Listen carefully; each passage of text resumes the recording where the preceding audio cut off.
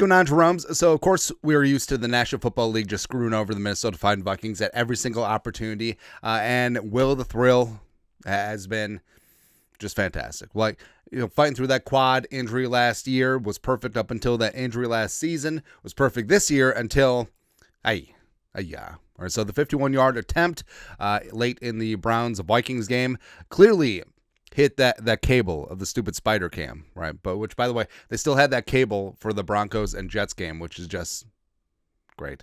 But it was a weird kick because initially it started out straight down the pipe and then it veered off violently to the right. You're like, what the hell? That was not correct.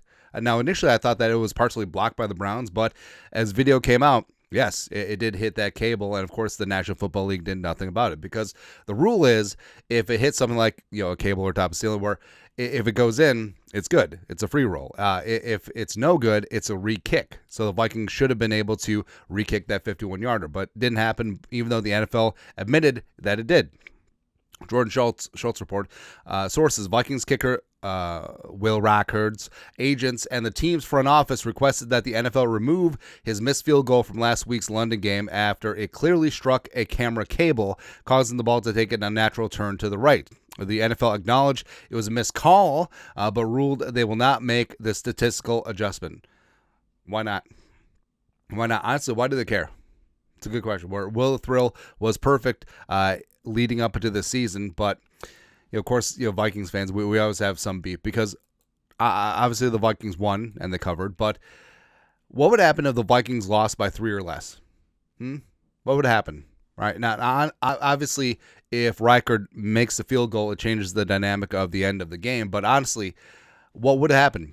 Say the Vikings end up losing this game by 3 or less. So the NFL would be like, hit the cable, but it was a missed call. What are you going to do? Honestly, that would have been such a Vikings way to lose. But glad it didn't come to it. Glad the Vikings got to 3-2 off the bye because thanks to Carson Wentz and Jordan Addison on that final drive. But for Will the Thrill, I mean, there's a reason why like the agent and the team are mad.